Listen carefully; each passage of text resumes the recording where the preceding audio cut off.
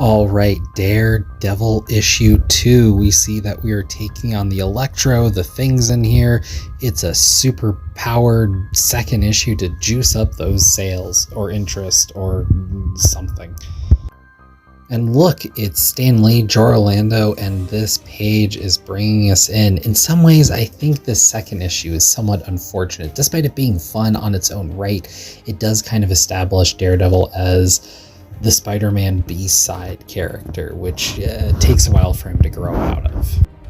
So we open on the offices of Murdoch and Nelson. Foggy's hidden on Karen, and the Thing busts in, breaks the door, force welds the door back together, puts it back up. What an entrance. The ever-loving blue-eyed Thing is here to request the services of Murdoch to handle some real estate, whatnot. I don't know the law.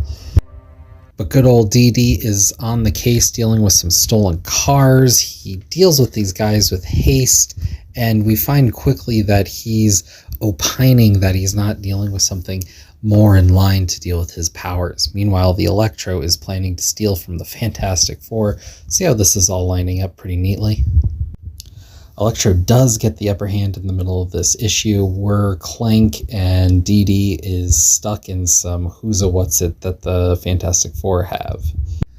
What's funny here is Joe Orlando is a great comic artist, but I find it funny with this page layout that they feel the need to have you have the arrows to move your eye, even though clearly, like, here's 3 panels, here's another. I don't know. I mean, I know it's supposed to be left-right, but I mean, come on. Also, there's a brilliant sequence here of Daredevil hopping on a horse, swinging from flagpoles. You might remember some of this from like The Dark Knight Returns, though Frank Miller kind of copped some of that from his Daredevil stuff too. I find it interesting that it is all kind of here. You'd have to be a Daredevil to do that. Then we finally see Electro's scheme of stealing Mr. Fantastic's homework so that he can sell it to governments. It was a different era, maybe?